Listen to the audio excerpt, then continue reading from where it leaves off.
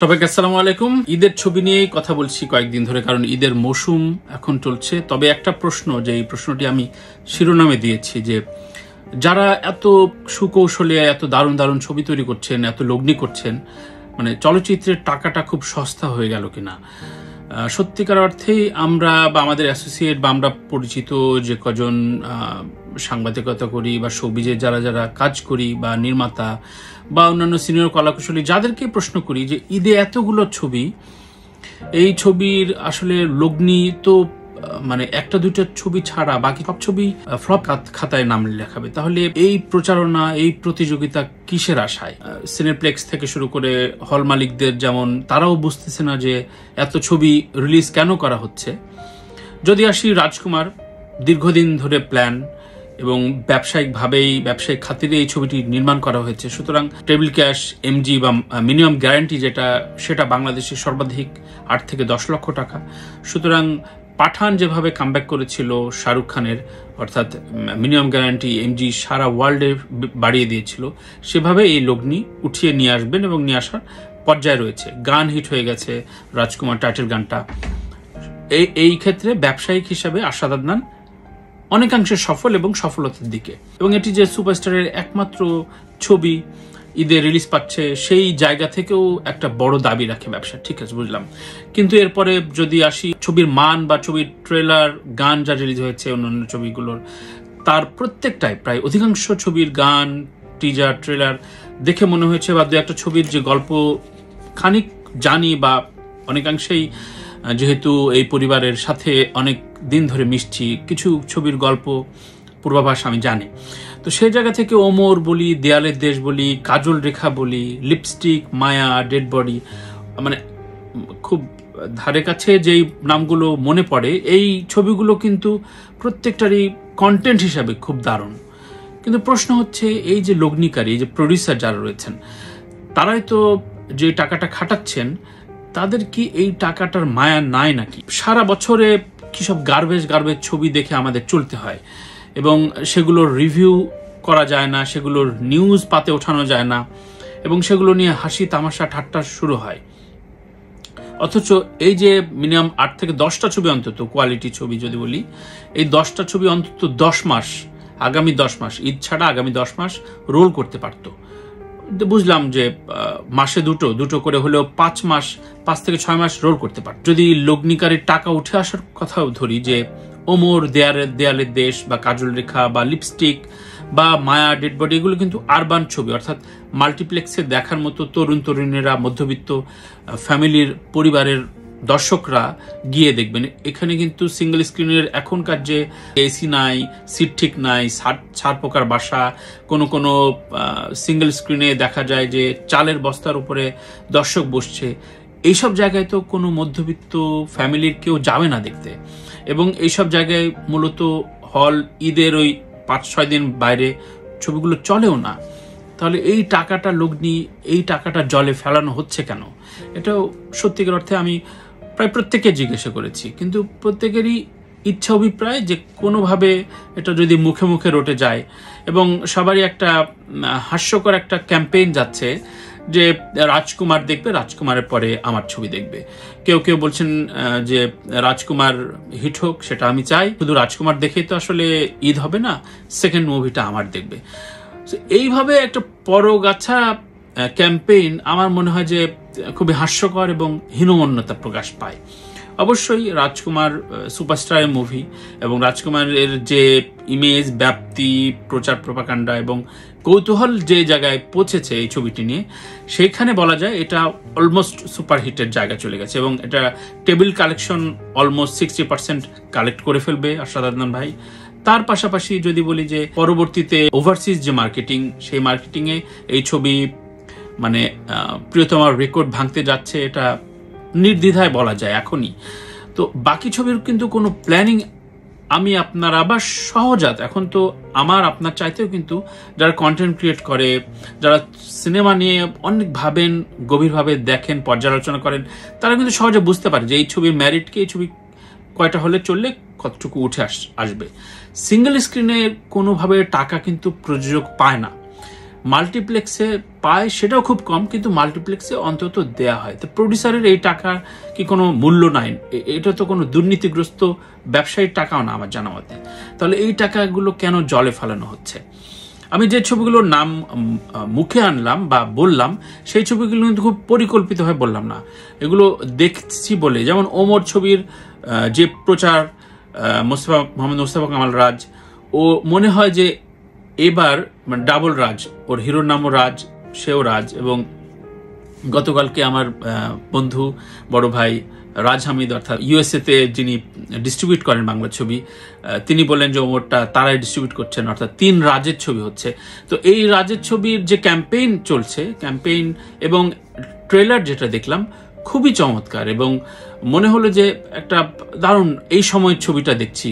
কোনো রকম মনে হচ্ছে না যে টাইম লেন্থে ঠিক মিল পড়ে না, এটা এই সময় এই কালার কেন, এইরকম সিকোয়েন্স কেন, এরকম মনে হয় না। কিন্তু সেটা যদি দেয়ালের দেশ বলি, দেয়ালের দেশ মিশুক মনে আমার সাথে পরিচয় একেবারে নেই, কিন্তু এত তরুণ একজন নির্মাতা এত দারুণ ছবি নির্মাণ করছেন।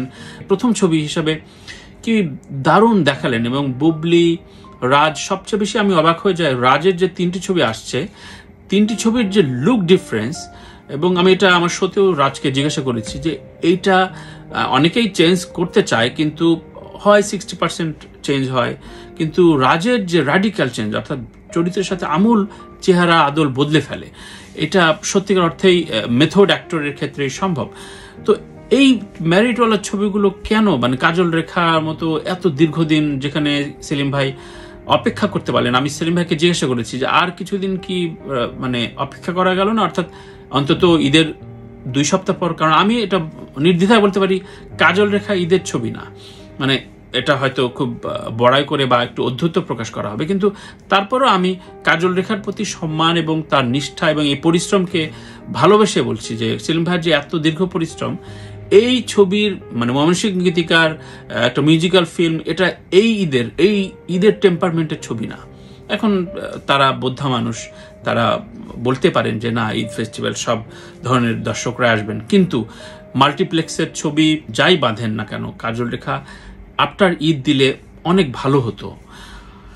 লিপস্টিকের গল্প নিয়ে অনেক রকম উচ্চাসা, এবং লিপস্টিকটা নিয়ে যেই রকম হাইপ শুরুতেই বলা হয়েছিল, এই আদর আজাদ বুবলির যে কেমিস্ট্রি, এটা আদর আজাদ বুবলির এর আগের ছবিতে যে পেয়ারটা কিন্তু খুবই চমৎকার ভাবে মানে কাজে দিয়েছে এই রসায়নটা। তো সেই জায়গায় লিপস্টিকটা আমি বলবো যে এই ঈদে হারিয়ে যাওয়ার একটা শঙ্কা আছে। শঙ্কা শব্দটা এই জন্য ইউজ করলাম যে ম্যাক্সিমাম সিনেমা হল তাদের ব্যবসা, এসি ভাড়া, তাদের ঈদের বোনাস দেওয়ার জন্য রাজকুমারকে প্রায়োরিটি দেবেই, এটা খুব স্বাভাবিক।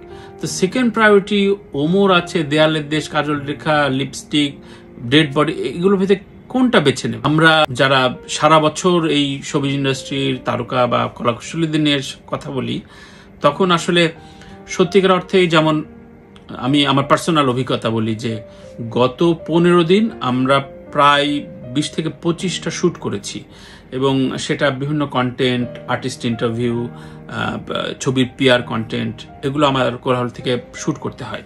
তো সেই জায়গায় কিন্তু আমাদের যে টিম, আমার সাথে কোলাহলের যে 4-5টা ছেলে কাজ করে, তাদের কিন্তু নাভিশ্বাস উঠে যাচ্ছে। অর্থাৎ কিন্তু দেখবেন আমরা কোলাহলে কাজ করছি আমরা 2.5 বছর, অন্যান্য সময় কিন্তু এই ব্যস্ততাটা থাকে না। এটাই ডিভাইড হয়ে গেলে এই পিআর, প্রজেকশন, এগুলো কিন্তু প্রত্যেকটা, মানে একটা ফিল্ম তো অনেকগুলো পরিবারের সমষ্টি, অনেক মিউজিক, বিজিএম, কালার, এডিটিং, এর পিআর, পাবলিসিটি, গণমাধ্যম, টকশো, সবকিছু মিলিয়ে তো একটা মুভি দাঁড়ায়। সত্যিকার অর্থেই এই ছবিগুলো যদি 5 মাসে ভাগ হয়ে যায়, তাহলে ইন্ডাস্ট্রিটা যে কোনো ভাবে বুস্ট আপ হতো।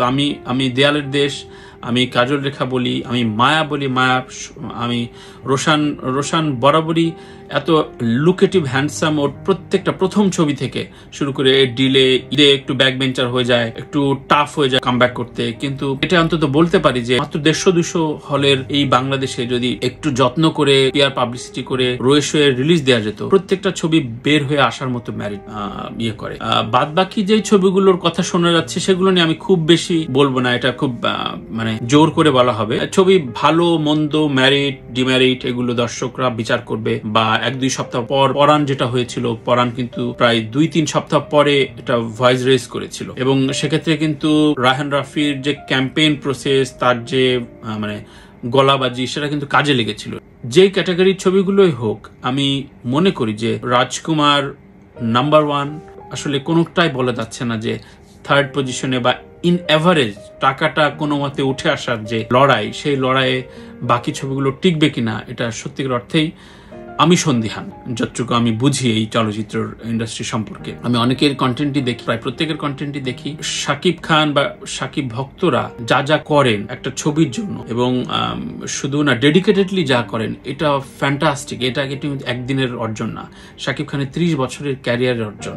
সুতরাং তাকে রেফার করে আপনি আপনার ক্যাম্পেইন করতেই পারেন, কিন্তু সুপারস্টারের সাথে বা রাজকুমারের সাথে 1-2টি ছবি থাকলে সেই ছবিগুলো ইন এভারেজ টাকাটা তুলে আনতে পারত। এর বাইরে 10-12টি ছবি বা টানা 16টা ছবির যে মুক্তির ঘোষণা দেওয়া হয়েছে, সেই ঘোষণা থেকে সত্যিকার অর্থে সন্দিহান যে এই ছবিগুলো আদৌ উঠে আসবে কিনা। আমি সর্বশেষ শৌকত নাসির, আমার খুব প্রিয় একজন নির্মাতা, ওর একটা স্ট্যাটাস পড়ে আমি একটু আজকের এই হকার লাইভটা শেষ করি। সো শৌকত নাসির লিখেছে, এই ঈদের মুক্তি পেতে যাওয়া সকল সিনেমার জন্য শুভকামনা। আশা করি সকল প্রযোজক ভেবেচিন্তে 16টি সিনেমা মুক্তি দিচ্ছেন। পরে সিনেমা ইন্ডাস্ট্রি দোষ দিয়ে মিডিয়ার কাছে কান্নাকাটি করবেন না, প্লিজ করবেন না।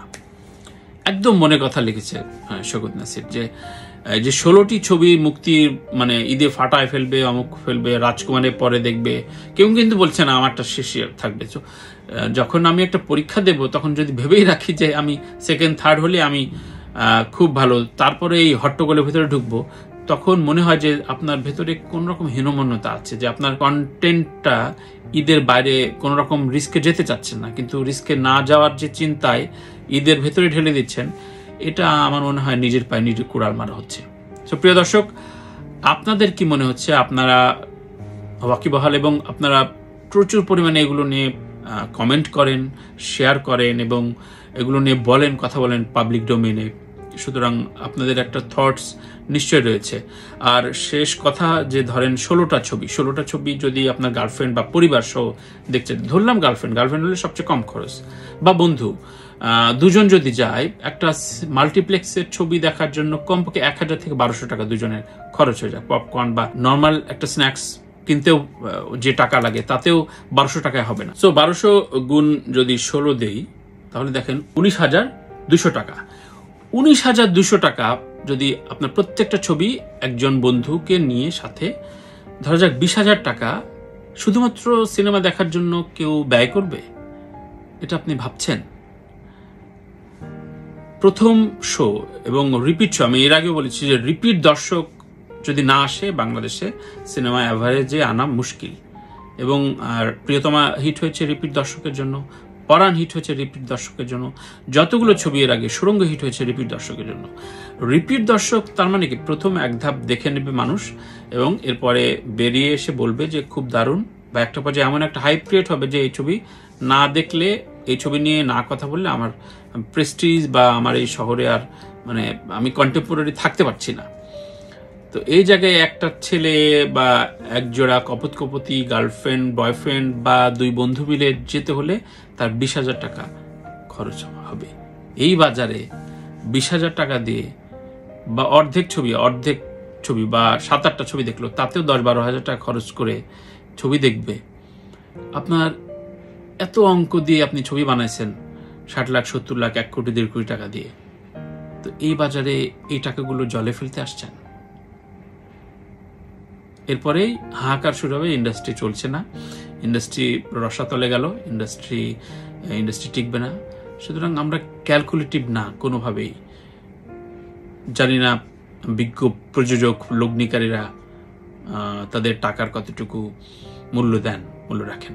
সবাই ভালো থাকেন, ভালো রাখেন, বাংলা চলচ্চিত্রের সাথে থাকেন, বাংলা চলচ্চিত্রের সঠিক পরামর্শ দেন এবং অবশ্যই বাংলা ছবিকে সাপোর্ট দিন। আপনার যেটি ভালো লাগছে সেটি অথেন্টিক ভাবে বলুন।